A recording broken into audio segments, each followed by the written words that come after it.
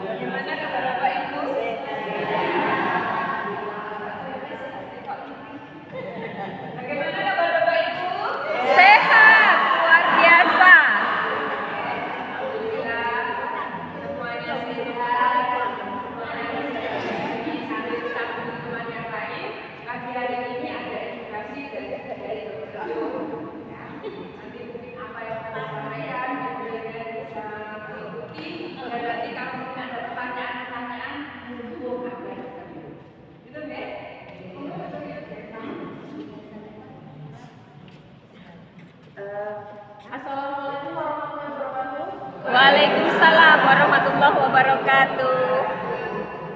Gimana kabarnya Bapak Ibu? Sehat luar biasa.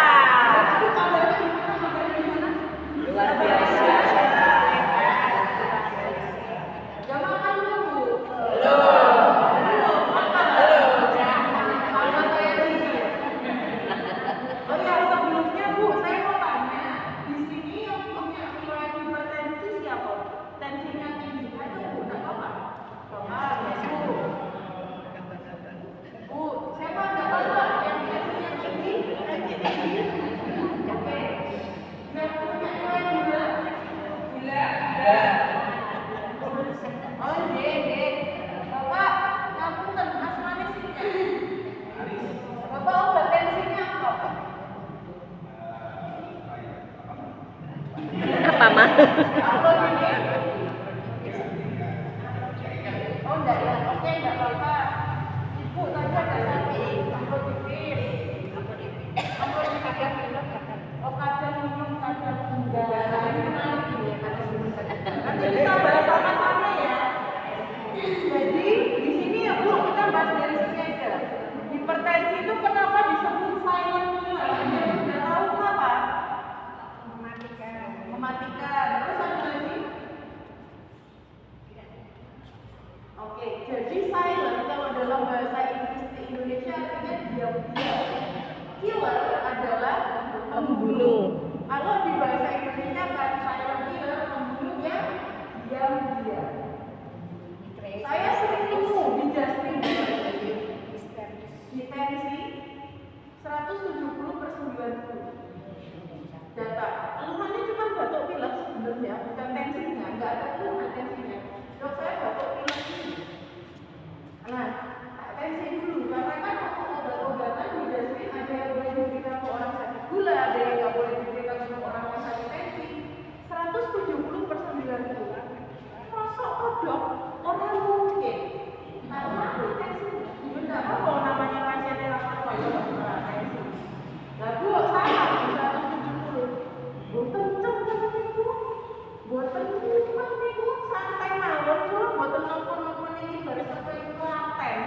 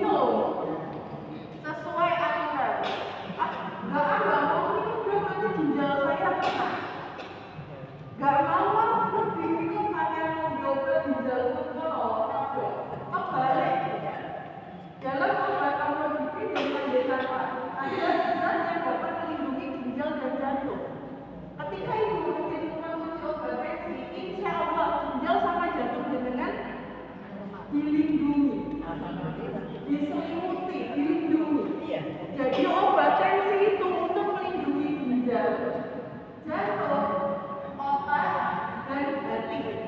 Gitu ya ini. Nah, definisi tentang darah tinggi itu apa? Sebenarnya banyak Bu, dan ini sudah ada jurnal yang terbaru ya. Kalau di jurnal yang 2025 terbaru itu sebenarnya 130/90 itu sudah termasuk hipertensi. Hipertensi B1, jadi mundur.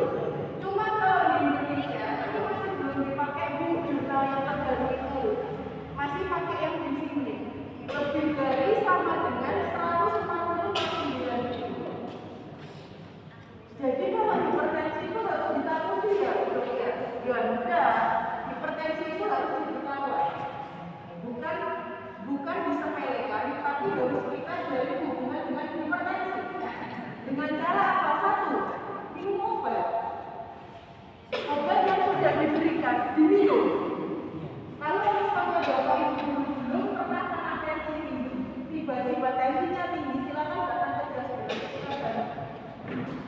Ada dokternya, ada 3 ya Bapak Ibu saya, misalnya yang sering praktek saya, Dokter Ezra, sama satunya Dokter Agni. Silakan konsultasi. Hasil lab tahunan yang 6 bulanan, silakan dikonsultasikan. Kemudian, apalagi yang harus kita lakukan?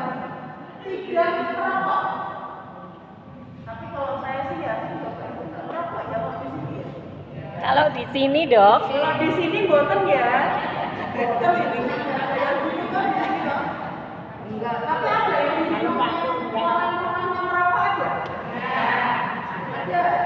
Ya, terus maksudnya yang prolanis begitu. Dan teman-teman saya ngomong ya.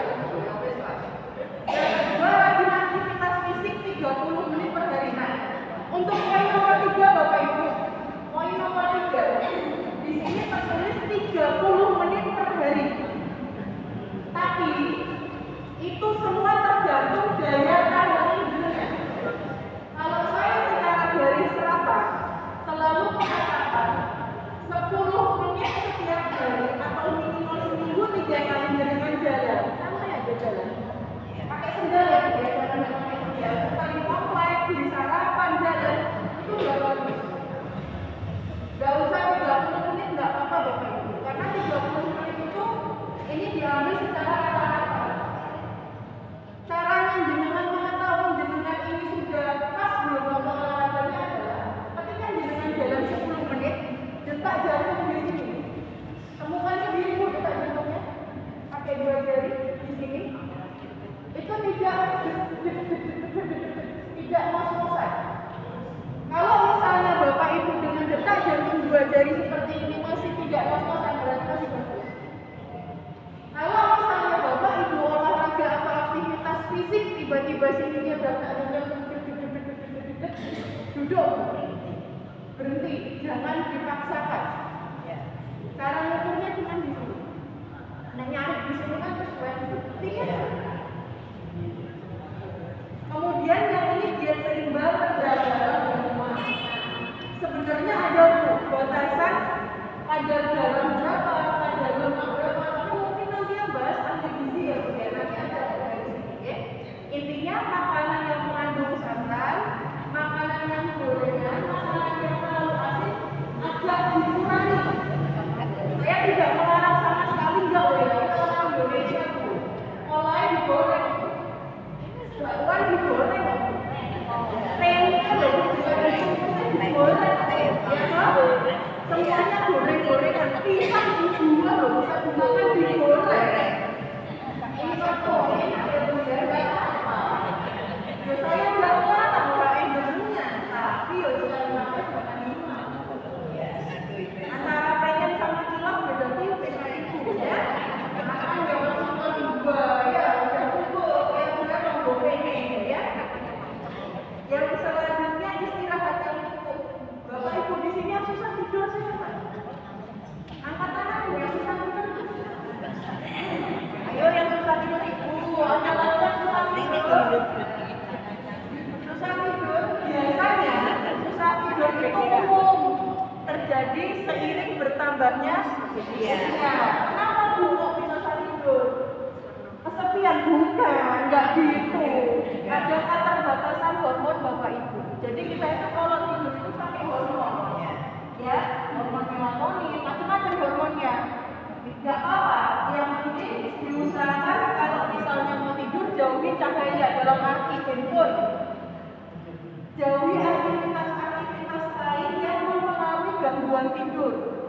Jangan minum minuman berkafein sebelum tidur, contohnya kopi. Itu saja. Jangan lapar dulu kalau mau tidur, jangan kenyang. Kenyang aja 30 1 jam sampai 30 menit sebelum tidur makan sudah cukup. Kemudian yang terakhir paling penting kelola stres. Yang lagi ada pikiran, yang lagi stres, capek, baca komunikasi itu tidak apa-apa. Ngobrol komunikasi, tidak usah dipendam. Untuk teman kita komunikasi banyak ya. Perawatnya bisa diajak cerita, bimbingannya bisa diajak cerita, kardiolognya bisa diajak cerita, dokternya bisa diajak cerita. Jadi pendem, pendem sampai gede. Karena ini dari ini ada beberapa ini mempengaruhi tekanan darah ini. Kemudian kita bahas kenapa disebut silent killer. Mungkin bapak ibu pernah dengar tetangganya ya, atau saudaranya atau saudaranya lah. Nah ini kalau aku boleh nggak saya kok tapi apa ya? Lah ini kok tiba-tiba sadar di kamar mandi itu ya. Kalian lagi itu yang saya sebut silent killer. Ya, angin duduk. Nah, ini sebenarnya angin duduk. Bagus ibu, angin duduk ya. Angin duduk itu kan duduk tiba-tiba keadaan kita ya. Sadarnya buka. Cuma saya dulu juga waktu zaman kuliah bingung. Ini sakit angin duduk. Saya mikir saya angin duduk. Ternyata kalau bahasa ini angin duduk itu penyakit jantung.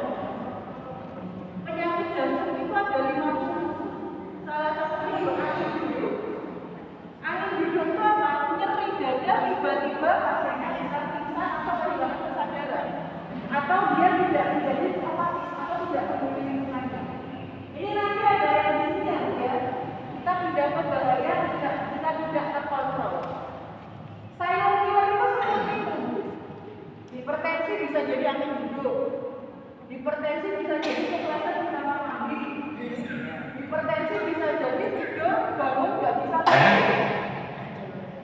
Itu yang saya maksud silent killer.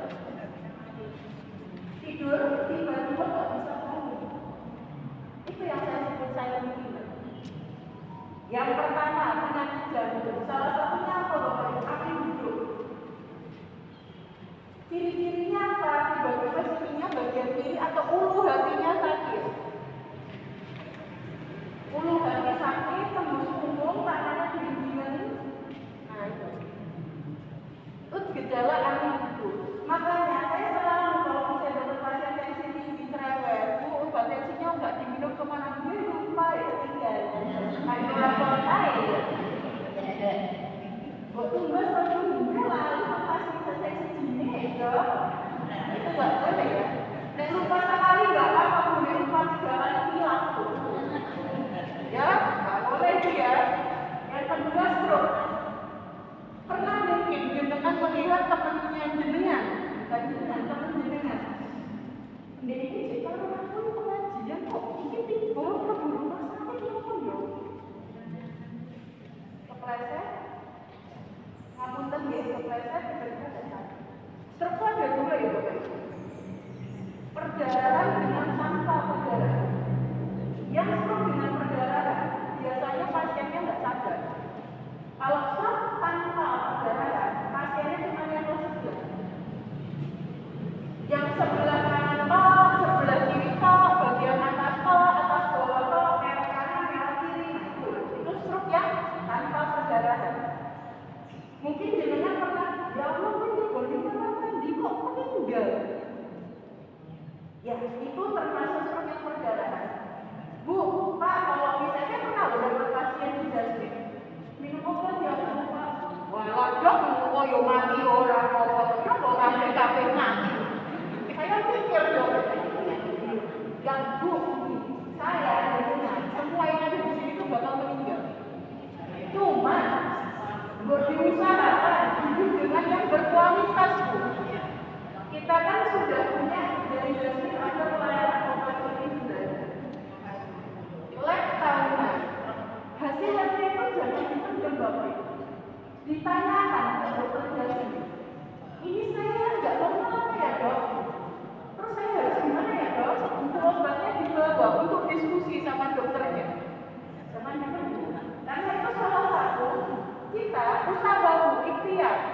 Ya memang takdir itu dari Allah, tapi kita harus ikhtiar di kebaikan itu menghindari itu ya Bapak Ibu ya. Kemudian bahaya yang selanjutnya adalah gangguan penglihatan. Mungkin Bapak Ibu ada yang tensinya sering tinggi, tiba-tiba matanya buram. Mata buram itu dikonsultasikan dulu ke dokter. Jangan buru-buru beli kacamata sendiri. Ditanyakan dulu. Atau mungkin kalau yang masih perawatan rutin di rumah sakit, tanya sama dokter nanti dalam atau jantungnya. Dok, saya kok matanya buram, kenapa ya dok? Apa? Umur itu pasti. Cuman permasalahannya, bayangan mata yang karena tensi tinggi itu penglihatannya beda. Yang pertama, ada bayangan seperti hitam-hitam. Yang kedua, ketika dia itu penglihatannya pokoknya mendadak. Beda sama katarak ya Bapak Ibu. Katarak itu ada bayangannya, tapi turunnya pelan-pelan. Kalau yang karena hipertensi, biasanya turunnya cepat. Itu konsultasikan ke dokter, biar nanti dokternya yang memeriksa lebih lanjut. Kemudian yang paling nomor 4 sama 5 ini yang sebenarnya yang nomor 1 Pak, yang paling ditakutkan sama pasien-pasien terutama di gagal ginjal. Bu Pak, gagal ginjal itu enggak Pak, itu gagal ginjal. Boten, ginjal kita itu Pak. Bukan karena tiba-tiba minum obat tensi sebulan gagal ginjal pun. Enggak seperti itu. Gagal ginjal itu ada beberapa jenis Bapak Ibu. Ada yang terjadi cepat dan ada yang terjadi lambat. Salah satu penyebab yang cepat adalah kurang minum. Bapak Ibu di sini ada yang minumnya dibatasi dokter, Bapak? Ada nggak yang minumnya dibatasi dokter? Berarti ginjalnya masih sehat semua. Minumnya dibanyakin Bapak Ibu. Ya, karena kan minum itu untuk membersihkan kotoran yang ada di tubuh lewat ginjal. Itu ginjalnya bagus. Kalau misalnya saya bilang tadi, ketika tekanan darah itu sering tinggi, itu kan ada lonjakan di pembuluh darah ya Bapak Ibu. Lama-lama pembuluh darahnya itu rusak. Ketika rusak, ginjalnya nanti tidak terperdarai dengan baik, rusak. Itu yang disebut gagal ginjal. Tapi Bapak Ibu nggak usah sepanjang. Dok, pokoknya aku tensi, aku mesti gagal ginjal yang boten. Nek minum obat, insya Allah boten. Gak segampang itu ya Bu, Pak, gagal ginjal. Jadi jangan overthinking, jangan mikir aneh. Gitu ya. Kemudian penyakit terakhir penyakit pembuluh darah. Sebenarnya kalau penyakit pembuluh darah itu salah satu contoh yang paling sangat amat sering terjadi adalah dindingan. Yang punya riwayat tensi atau gula pernah merasakan dindingan. Nah, dindingan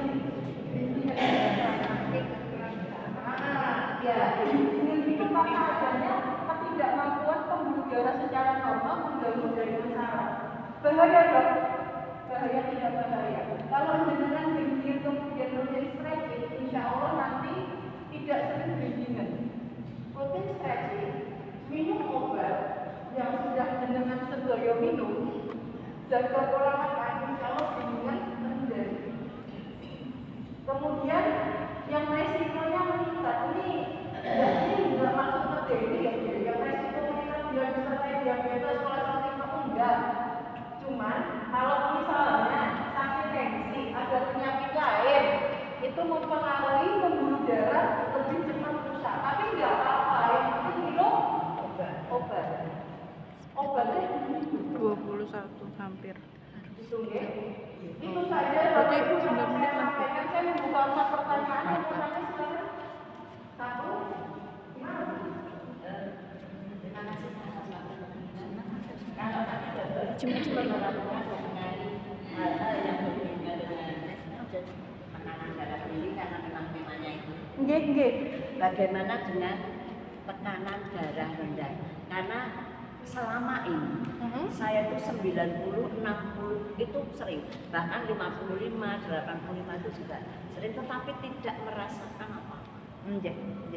Untuk hal-hal yang sudah dokter terangkan tadi, istirahat cukup, kelola stres dan sebagainya itu sudah saya lakukan.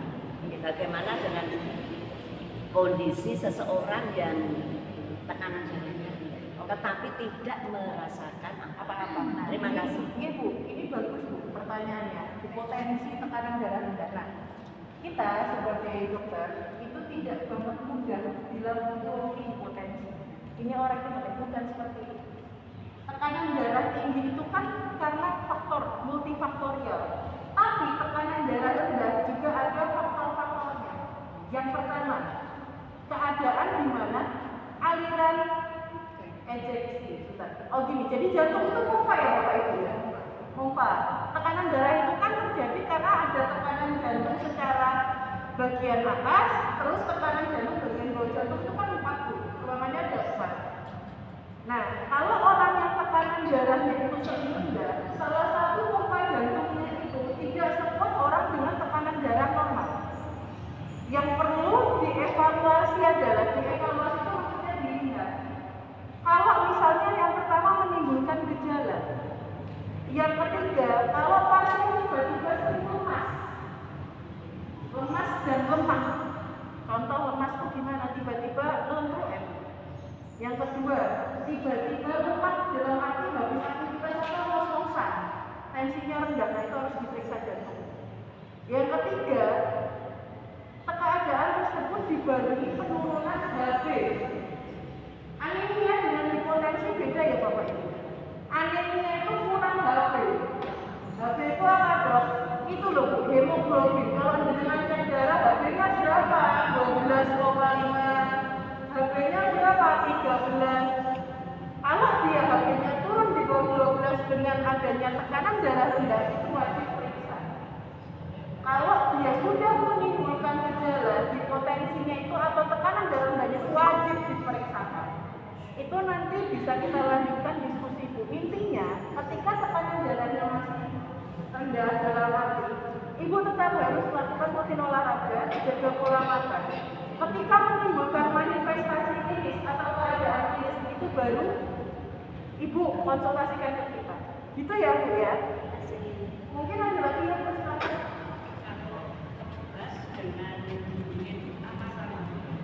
Oke, terus Ya, kalau saya sudah merasa anaknya juga berjalan. oh iya. Stop bulannya. Ibu sakit apa? Insya Allah nggak punya riwayat. Agak punya riwayat ya. Oke. Kalau misalnya tegas itu sama giginya itu sama. Cuman permasalahannya ketika ada gangguan di saraf yang sangat parah, tegas itu bisa berlangsung lama, bulanan, mingguan, berjam-jam. Tapi ketika jenengan tegas dalam waktu 5 menit di stretching seperti ini sudah hilang, atau dengan minum vitamin istirahat yang sudah hilang, insya Allah masih aman. Caranya gimana ya? Itu kayak tadi, atur pola makan, rutin stretching, cek tensi. Kalau sini kan kayaknya ada cek lab-labnya juga gitu. Itu dikonsultasikan. Satu lagi terakhir mungkin, ya Pak silakan Pak. Untuk pasien yang dari ini tetapi karena tidak ada gejalanya yang tidak ada alamnya yang paling efektif seperti apa ya?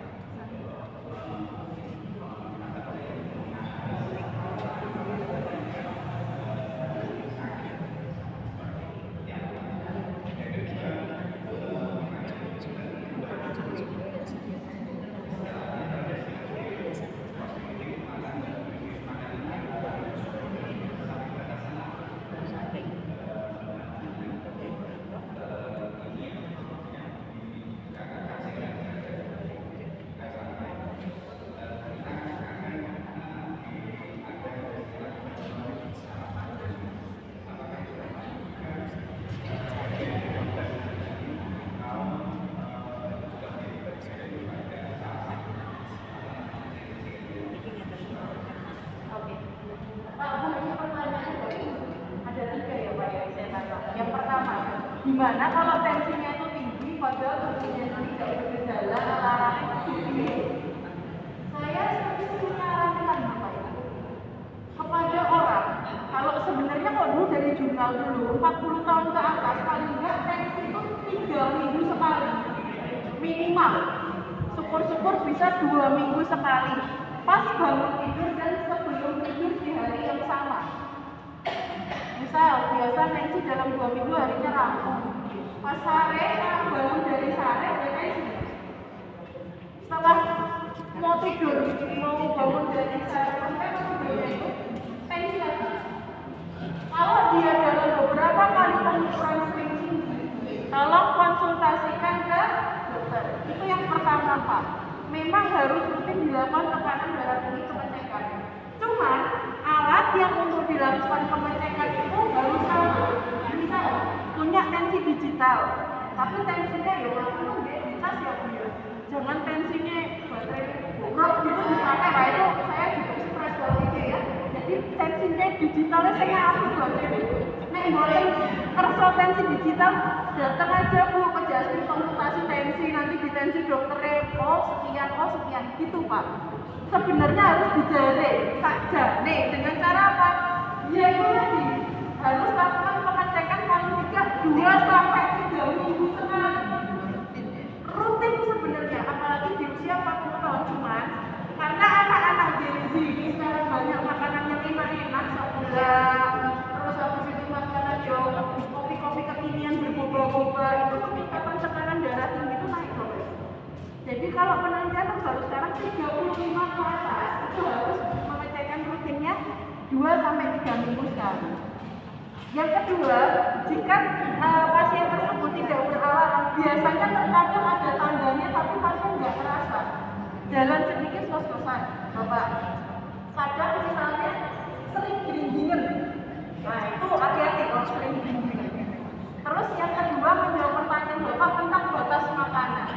Kalau saya pribadi ya Bapak, kalau kita itu melihat dari buku pedoman gizi, garam itu ada berapa sendok makannya itu ada. Berapa sendok makannya itu ada. Lemak itu berapa timbangan? Tapi kan jualnya kan jual. Jajan kalau masa tanya sampai jual. Garamnya berapa sendok? Masa kan nggak mungkin. Kalau saya gini Pak, prinsipnya makan aja Bapak. Yang jenengan suka dimakan. Cuma ada beberapa makanan yang saya sarankan tidak usah dimakan sama sekali. Babat, koyor, bagian-bagian yang berlemak, leher ayam, itu kan banyak lemaknya. Makanan yang mengandung itu saya tidak menyarankan dimakan. Gorengan gimana? Misalnya seperti itu ya Pak ya. Diungkul gimana? Tapi dalam batas yang wajar. Jangan cemil gorengan 5 langsung, tapi ya 1 atau 2 kan combo pengen. Karena memang seiring bertambahnya waktu dengan usia, kemampuan tubuh kita menyerap lemak, mengelola lemak, pembuluh darah kita itu udah nggak kayak dulu lagi ketika muda. Kemudian pertanyaan yang terakhir tentang sakit saraf, nah ini sebenarnya bagus. Sebenarnya gini Bapak Ibu, stroke itu juga termasuk sakit saraf. Gerigingan itu juga sebenarnya sakit saraf, cuma bukan sakit saraf secara general, secara umum. Hipertensi itu bisa dari gula yang mulia, itu bisa menyebabkan gangguan di 2 pembuluh darah. Pembuluh darah besar dan pembuluh darah yang kecil. Kalau bahasa medisnya makroangiopati sama mikroangiopati. Pembuluh darah besar itu contohnya ke jantung. Jantung ada sarafnya Pak Bu. Jenengan bisa merasa nyeri dada karena sarafnya sakit. Kemudian gerigingan itu termasuk mikroangiopati. Tangan ini tuh ada sarafnya, makanya jenengan sentuhan gitu kan terasa. Ketika sudah tidak terasa sentuhan, berarti ada gangguan saraf. Cara membedakan apakah gerigingan itu termasuk gangguan saraf, saya bisa mengatakan iya. Tapi gangguan yang masih kecil Bapak. Ketika sering gerigingan, kita harus dicari penyebabnya apa. 31. Biasanya bisa karena melakukan aktivitas bulan. Contoh, ada yang suka naik motor tiap hari motoran 3 jam gitu misalnya. Itu kadang kalau tidak stretching seperti ini, gerigingan. Yang suka ngulek, mungkin ada yang jual lotek, apa yang jual sambal ulek, itu juga bisa gerigingan. Yang suka luka kan gitu ya, luka pasukan itu bisa potensi gerigingan. Jadi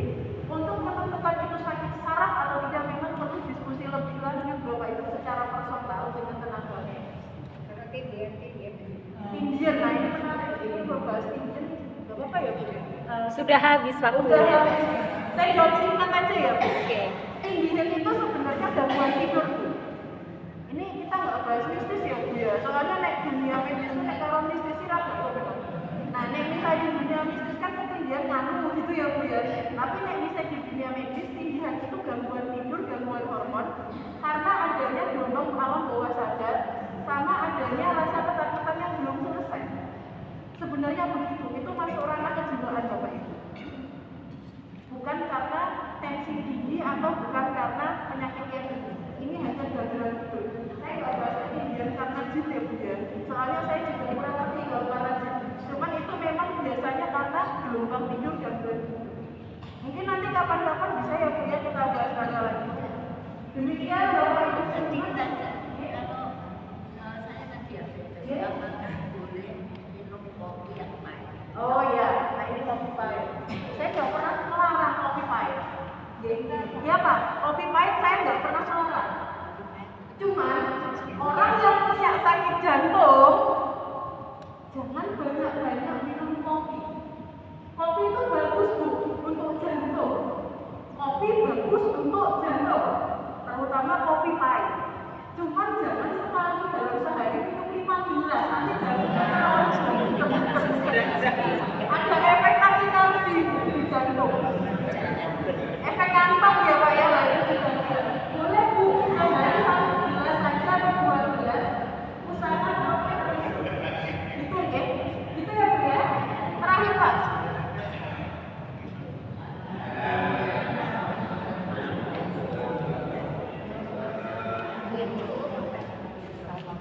Dengan darah tinggi itu yang pertama ya saya bilang oleh penyebabnya apa karena Anda tadi sudah mengatakan. Yang kedua tentang pengobatan apakah hidup atau nanti dihentikan oleh dokter karena di sini yaitu saya bekam itu ya disuruh menghentikan tensi itu tidak disampai jangan dihentikan karena apa untuk menghentikan ini nanti ginjalnya nggak kuat lumayan. Oh iya, iya. Bekam ya, oke. Ini terakhir pertanyaannya bagus Bapak Ibu. Ini untuk kita ya, karena fenomena di dunia ini banyak sekali ya. Tensi itu penyebabnya apa? Secara garis besar 2, pola hidup dan keturunan. Itu secara garis besar Bapak. Pola hidupnya apa? Yang berlawanan dengan di bagian cerdik ini. Contoh, sering merokok, makanannya kurang terkontrol. Yang kedua, sering konsumsi makanan berlemak, kurang aktivitas fisik. Itu salah satu gangguan di pola hidup serta stres. Yang kedua, keturunan. Cuman kalau keturunan itu kan susah ya, ya. Buyute sopo saya dua tensi, nah itu kan susah. Nah intinya 2 itu Bapak. Terus yang pertanyaan ini bagus Bapak Ibu. Bukan, kok disuruh memberhentikan obat tensi? Nanti takut ginjalnya nggak kuat. Ini gini sebenarnya. Sama bukan sangat ya Pak. Bekam itu kan gini, terus dikeluarkan darahnya lewat suatu teknologi mereka untuk darah kotornya keluar, gitu ya Pak ya? Ya. Itu pengobatan timur Bapak sebenarnya. Kalau kedokteran Indonesia ini pengobatan barat. Kenapa Pak disuruh hentikan obat tensi? Dikhawatirkan adanya penggunaan obat pengencer darah. Ketika dibekam, orang mandek mungkin Pak. Makanya saya selalu menyarankan ke pasien-pasien saya yang punya konsumsi obat pengencer darah jangan bekam. Aspilet, Bodrek, Clopidogrel, warfarin, jangan bekam. Saya gini Bapak, kalau Bapak itu punya tensi, ada obat-obat di atas, saya tidak menyarankan bekam, itu yang pertama. Yang kedua, kapan obat tensi itu diberhentikan? Ada 2 pendapat. Yang pertama, ketika tekanan darah itu normal Bapak dalam 5 kali pengukuran dan selalu normal, tidak ada gejala penyertaan seperti dari dada, saraf, itu boleh berhenti atas saran dari dokter.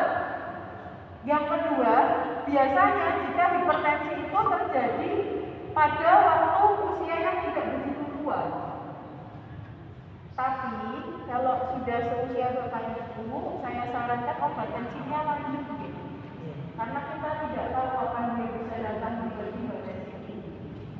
Gitu ya Bapak, ada yang mau ditanyakan Sampun? Sampun, waktunya habis dok. Terima kasih ya Bapak Ibu ya, sehat-sehat ya. Tepuk tangan untuk kesemuanya, luar biasa. Hari ini Marita pertanyaannya bagus-bagus semuanya Bapak Ibu. Mudah-mudahan